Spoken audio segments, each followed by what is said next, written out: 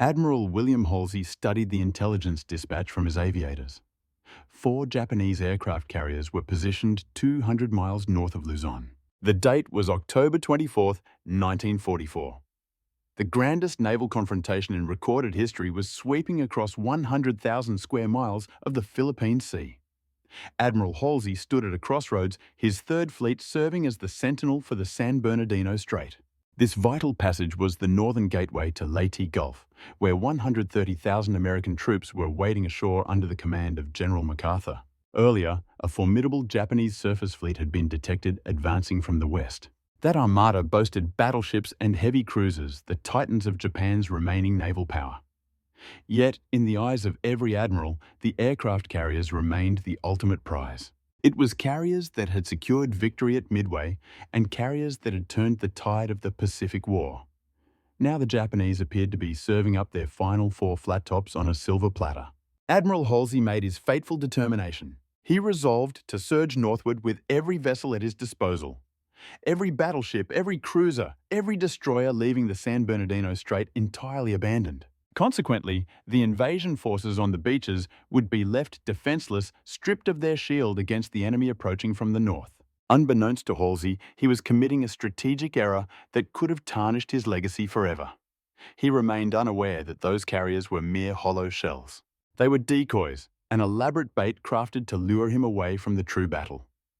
He did not foresee that, by dawn, the sailors he left behind would be forced to pit humble destroyers against mighty battleships. The Imperial Japanese Navy christened it Operation Shogo, or Victory. It represented their final, desperate gamble to halt the American liberation of the Philippines. The scheme was breathtaking in its audacity. Vice Admiral Jisaburo Ozawa was tasked with taking Japan's remaining 4 carriers north of Luzon to intentionally reveal himself to American reconnaissance. In reality, his vessels were virtually impotent, carrying a mere 108 aircraft across all 4 decks. The vast majority of his veteran aviators had perished during the Battle of the Philippine Sea 4 months prior. Ozawa's objective was not to engage in combat. His objective was to perish. He was to sacrifice his fleet to draw the American armada away from Leyte Gulf. Once Halsey seized the bait, the true offensive power would slip through the unguarded gate. Vice Admiral Takeo Kurita commanded this central striking force comprising 5 battleships, including the Yamato and Musashi, the grandest leviathans ever launched, alongside 6 heavy cruisers and 11 destroyers. Kurita intended to navigate the San Bernardino Strait under the cloak of darkness emerging on the eastern seaboard of the Philippines to descend upon the American landing zones at daybreak. General MacArthur's 130,000 men would find themselves trapped between Japanese naval artillery and the unforgiving jungle. The transport and supply vessels would be obliterated. It was a mission of no return. Yet should Kurita reach the Gulf, the sacrifice would be justified. The entire strategy hinged upon one man swallowing the lure. Admiral Halsey had received cautions. His intelligence officer had practically implored him to reconsider his course. Commander Mike Cheek, a student of Japanese naval doctrine for years, grew alarmed when reports indicated Kurita's surface force continued its advance despite enduring air raids. Cheek approached Halsey's chief of staff with urgency, insisting that the enemy was undoubtedly traversing San Bernardino. He remained adamant. He understood the Japanese mindset, having studied them as one studies a poker opponent. He argued that the carriers were merely a bluff. The Chief of Staff informed Cheek that Admiral Halsey had been without sleep for 48 hours. Furthermore, the Admiral had already overruled the last officer who dared to dissent. The debate was silenced. That evening, reconnaissance aircraft from the USS Independence swept over the San Bernardino Strait. They detected navigation lights piercing the darkness. Vessels were indeed transiting the narrow passage. The aviators confirmed that Japanese warships were moving through the strait. Kurita's armada was inbound. Halsey disregarded the intelligence. He remained convinced that Kurita's forces had been neutralized by the airstrikes launched earlier that day. After all, his pilots had sent the super battleship Musashi to the depths and reported strikes on numerous other vessels. He believed the Japanese were in retreat. Halsey interpreted the navigation lights as insignificant. At 8:22 in the evening on October 24th, he ordered his entire fleet to steam north. Every battleship, every carrier, and every destroyer departed. The gate was left wide open, no picket ships, no submarines. Nothing remained to stand watch. Meanwhile, Kurita's battleships were already nearing the passage. The ensuing chaos originated from a solitary communication. At 3:12 in the afternoon on October 24th, Halsey had transmitted a dispatch outlining his battle plan. The message stated that Task Force 34 would be formed. It described a potent surface group of battleships and cruisers under Admiral William designated to engage any Japanese vessels threatening San Bernardino. Admiral Thomas Kinkaid, commanding the 7th Fleet at Leyte Gulf, intercepted this transmission. Admiral Chester Nimitz at Pearl Harbor received it as well. Both commanders interpreted the text identically. Task Force 34 had been established and Lee's battleships were securing the strait. Regrettably, they were mistaken. Halsey had composed the message merely as a contingency, a plan for what he might do should the need arise to organize a surface group. The crucial distinction was obscured within naval terminology. 3 hours later, Halsey sent a clarification. This follow-up stated that Task Force 34 would only be formed if and when he issued a direct order. The battleships were to remain with his main body. However, Halsey transmitted this clarification solely via voice radio. The signal suffered from limited range, and Kinkaid's 7th Fleet never received it. Halsey neglected to follow up. He sent no telegraphic confirmation to either Nimitz or Kinkaid. He never explicitly declared that the San Bernardino Strait had been left completely unguarded. Admiral Kinkaid retired for the evening, resting easy under the assumption that Lee's heavy guns were securing his northern perimeter. Thousands of miles away in Pearl Harbor, Admiral Nimitz labored under the exact same illusion. Both men were tragically mistaken, unaware that the vital passage stood undefended, and having no inkling that Vice Admiral Kurita's armada was poised to slip through the gate. The planet's most colossal naval giants were steaming toward unsuspecting sailors at 3 o'clock in the morning. On October 25, 1944, the Japanese Center Force navigated the San Bernardino Strait. 23 vessels sailed in a formidable single file, encountering absolutely no resistance. The ease of the passage shocked Kurita, whose tactical command had anticipated a trap and fully expected American heavy hitters to be waiting to cap their tea. They had braced themselves for submerged ambushes at the Narrows or aerial bombardment at the break of dawn, yet they found only the open sea. The channel was deserted, allowing the super battleship Yamato to lead the charge. She was a leviathan of 72,000 tons of hardened steel, armed with 9 18.1-inch cannons. These massive weapons could hurl projectiles weighing 3,200 pounds across 25 miles of ocean, marking her as the mightiest vessel ever to sail. Following in her wake was the battleship Nagato. Next came the swift heavy hitters Kongo and Haruna, flanked by 6 heavy cruisers bristling with 8-inch batteries, 2 light cruisers, and 11 destroyers. As the sun crested the horizon, Kurita's fleet exited the passage and pivoted southward, setting a course directly for Leyte Gulf. The vulnerable American beachheads lay merely 60 miles distant, leaving General MacArthur's crucial transports and logistical vessels completely exposed. Standing as the sole barrier between the enemy fleet and those landing zones was a meager collection of jeep carriers and small escort ships never intended to engage capital vessels. Officially designated as Task Unit 77.4.3, the crewmen affectionately knew their group as Taffy 3. Their commanding officer was moments away from confronting a nightmare scenario. Rear Admiral Clifton Sprague was enjoying a morning coffee on the bridge of the USS Fanshawe Bay when the initial alert arrived at 6:47 in the morning.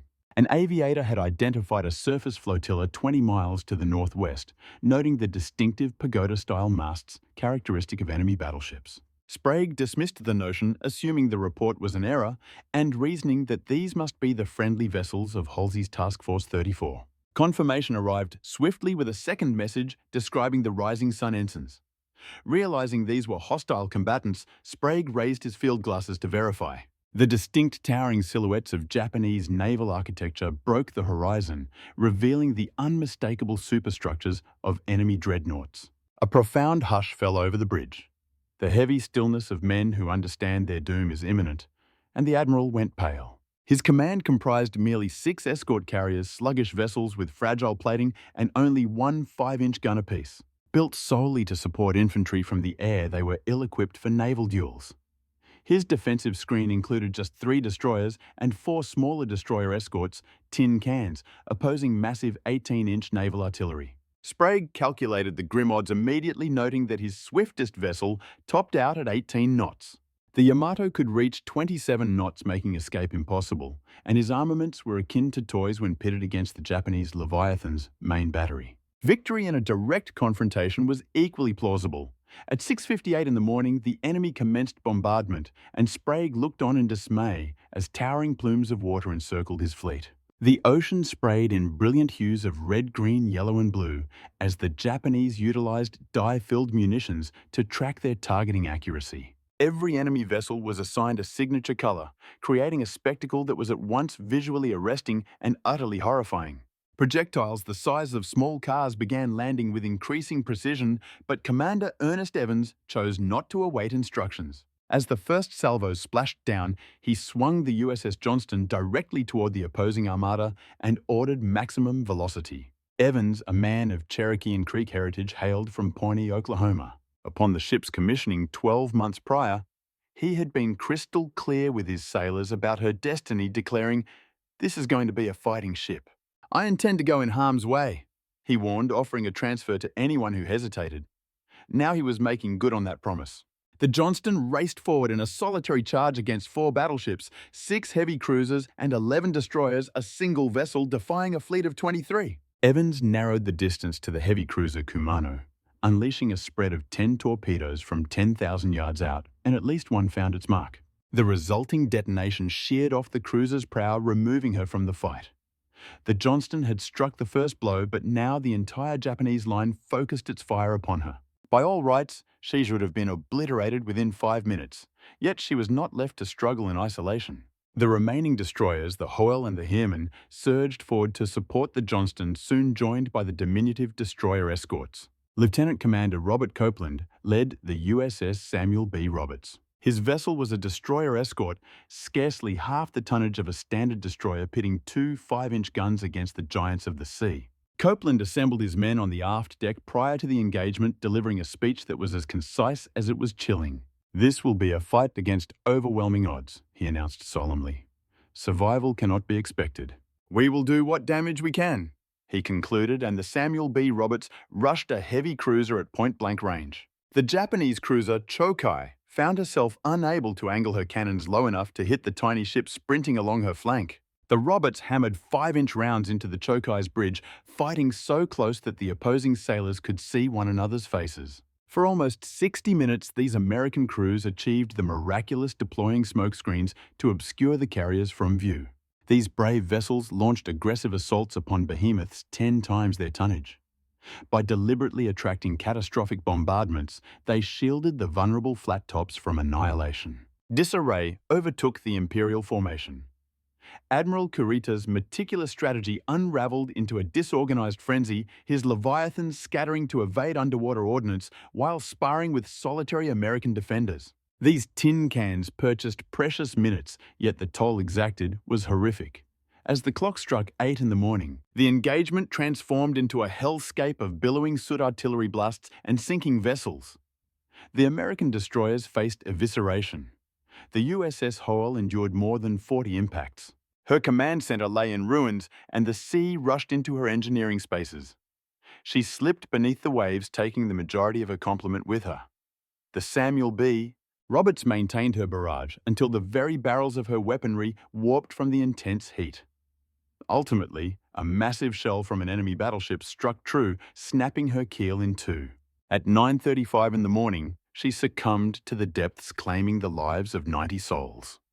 Aboard the Johnston commander, Evans declined to yield, maintaining the offensive despite devastating structural failure. Bereft of propulsion and electricity, the vessel drifted. Crewmen manually cranked the steering gear deep below, guided by Evans, bellowing commands down a ventilation shaft. The commander directed his artillery team to target an adversary cruiser rapidly approaching the escort carrier Gambier Bay. "Divert their attention to our position and spare the carrier," Evans decreed. The Johnston absorbed repeated punishing blows. By 9:45 in the morning, the vessel lay motionless and began to founder. Evans issued the final command to forsake the ship. As the Johnston descended, an enemy destroyer navigated alongside.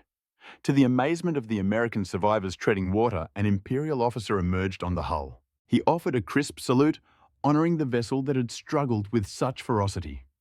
Evans was observed one last time upon the fantail, continuing to issue directives. The sea never returned his remains. Though he would later be awarded the Medal of Honor, the conflict raged on. Furthermore, Admiral Halsey had yet to respond to the frantic pleas for assistance. Communiques had been transmitting since daybreak. Admiral Kincaid dispatched critical appeals the instant he realized enemy capital ships were besieging his light carriers. Halsey acknowledged the transmissions.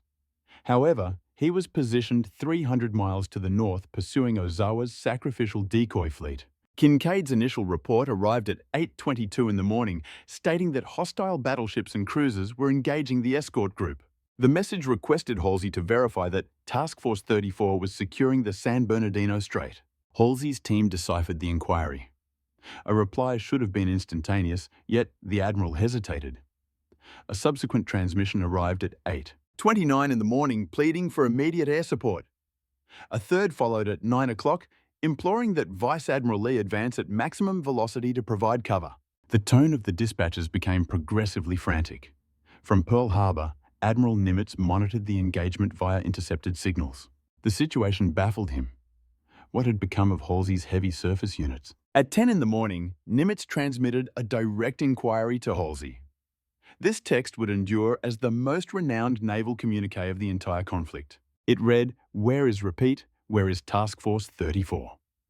The transmission concluded with a peculiar phrase, "The world wonders." This final triplet was intended merely as nonsense padding to confuse enemy cryptographers designed to be excised by the receiving signalman. Regrettably, the communications officer aboard the flagship retained them. Halsey interpreted the text as a biting reprimand, a humiliating critique from his commander-in-chief. The Admiral stood aghast. Subordinates on the bridge observed the colour drain from his countenance. In a fit of rage, he cast his cover onto the deck. He stood immobilized on the flagship's command platform, the impact of Nimitz's words striking him with visceral force. The world wonders. Rear Admiral Robert Carney, his chief of staff, observed Halsey remain catatonic for nearly 60 seconds. The aggressive tactician who had pursued the enemy across the breadth of the Pacific was paralyzed. Carney seized the Admiral by the shoulders, shaking him vigorously. "Stop it!" he bellowed. "What on earth is the matter with you? Compose yourself immediately." Yet Halsey remained conflicted. His armada was on the verge of intercepting Ozawa's carriers. This was the prize he had steamed north to annihilate. To reverse course at this juncture implied forsaking the offensive. For nearly an hour, Halsey hesitated while Taffy 3 battled for survival 300 miles to the south. His advisors implored him to dispatch the battleships to the rescue. He wavered, procrastinated, and suffered an indecision. Ultimately, at 11:15 in the morning, Halsey commanded Task Force 34 to head south. Admiral Lee's heavy units came about steaming toward the San Bernardino Strait at flank speed. It was a futile effort. By the moment the decision was rendered, the engagement off Samar had concluded. Kurita had already retreated. This withdrawal was not prompted by Halsey's return. Indeed, the Japanese commander was unaware of the approaching threat. The enemy commander's resolve had crumbled. Kurita had persuaded himself that he was contending with a primary carrier strike force rather than a modest collection of escort vessels. The relentless aggression of the American destroyers had bewildered him. He believed he was trading fire with the main body of the U.S. Third Fleet. At 9:25 in the morning, with Leyte Gulf effectively within his reach, Kurita commanded his armada to reverse direction and withdraw through the San Bernardino Strait. He never threatened the invasion beaches. 130,000 American troops were spared because destroyers battled with the ferocity of capital ships and an Imperial admiral faltered. Taffy 3 endured, though the price paid was astronomical. 2 destroyers, the Johnston and the Hoyle, were lost. The destroyer escort Samuel B. Roberts also perished. The escort carrier Gambier Bay was sent to the depths by enemy shelling. Another vessel, the Saint, Lowe, was obliterated by history's first coordinated kamikaze strike. In total, more than 1,500 American sailors were killed or declared missing in action. Hundreds more bore the scars of battle while the living drifted through a sea slicked with oil for 2 agonizing days, their throats burning with thirst. The tropical sun beat down without mercy, offering no sanctuary, and worse still, The ocean teemed with life as ominous fins sliced through the waves around them. Sailors who had weathered the storm of steel were dragged into the depths one by one, their cries for salvation echoing unanswered across the water. Hope flickered as silhouettes of ships broke the horizon, only to vanish again, the vessels blind to the speck-like figures bobbing in the vast rolling ocean. They had been forsaken twice over, first by the armada that left their flank exposed, and now by rescuers searching in vain, unaware of their true location. It was a triumph that history should never have demanded. The largest naval engagement of all time was secured not through master strategy, but through the sacrificial valor of sailors aboard vessels vastly outmatched. Yet this tactical success could not wash away the stain of failure at the top. Admiral Halsey had deserted his station, lured away by a phantom threat, while his own forces faced devastation behind him. The pressing inquiry remained, what fate awaited the man responsible? Admiral Ernest King stood at the pinnacle of the United States Navy. As Chief of Naval Operations, he reported solely to the President his decrees absolute. In December 1944, while survivors trembled in burn wards scarred by their trauma, Halsey travelled to the comfort of a Washington office to face his superior. The entire naval service held its breath, certain of the reckoning at hand. The colossal error at Leyte had brought the fleet to the brink of ruin, a fact that hung heavy in the air as King regarded Halsey from across his desk. Their exchange was succinct. "You have my full endorsement on all actions taken," King declared. "There will be no censure, no inquiry, and no repercussions." Halsey departed that chamber with his professional standing not merely preserved, but shielded by the highest authority in the land. The American people remained blissfully ignorant of how narrowly disaster had been averted at Leyte Gulf, reading only of a glorious triumph in the morning papers. Halsey retained his status as a national icon, the pugnacious commander who had exacted retribution for Pearl Harbor. Within the fleet, however, the truth was an open secret, and Admiral Nimitz seethed with private indignation. Admiral Kinkaid had witnessed the decimation of his escort carriers, while Halsey pursued hollow targets 300 miles to the north, a betrayal known intimately to the men of Taffy 3. They had buried comrades solely because their protection had evaporated, yet their commander faced no justice. The reason for this immunity demanded an answer. Halsey was invulnerable simply because he was the most celebrated admiral in the nation, a legend forged when he was at sea with the Enterprise during the attack on Pearl Harbor. Upon his return to the smoking ruins of the Pacific Fleet, his visceral response entered the realm of naval folklore. His most iconic declaration was emblazoned on billboards throughout the theater. "The Japanese language will be spoken only in hell." That sentiment became ubiquitous, splashed across headlines, and beamed over the radio waves. A citizenry paralyzed by the despair of December the 7th finally found a champion who spoke with the voice of a warrior. Halsey became the avatar of naval vengeance, dubbed Bull Halsey, by the press the admiral destined to exact a heavy price from Japan. By 1944, his visage had graced magazine covers dozens of times, transforming him from a mere commander into a powerful commercial entity. To relieve Halsey of command would have required justifying to the American people how their idol had nearly forfeited the Battle of Leyte Gulf. It would have necessitated the humiliating admission that the Navy's most ferocious leader had been duped by a simple Japanese ruse. He was further insulated by the command structure itself, as the Pacific theater was divided between two rival empires. Nimitz's Navy and MacArthur's Army scarcely communicated with neither branch, willing to hand the other political ammunition for the budget wars to come. Though MacArthur confided to his staff that Halsey deserved dismissal, he maintained a facade of absolute solidarity in public. Similarly, Nimitz could not censure Halsey without laying bare the Navy's internal discord. Admiral King grasped these nuances perfectly. The service required the prestige of Halsey's name far more than it required strict accountability. The populace craved legends, not investigations, so King granted his approval, ensuring the errors at Leyte Gulf were quietly swept into the dustbin of history. Yet Halsey's catastrophic judgment was far from exhausted. A mere 7 weeks later, he steered his fleet directly into the maw of Typhoon Cobra. On December 17, 1944, despite meteorological warnings of a massive storm brewing, in the Philippine Sea, the fleet pressed on. Although his weather experts pleaded for a change in heading, Halsey disregarded their counsel. Fixated on refueling his destroyers for pending operations, he obstinately refused to accept the predicted ferocity of the gale.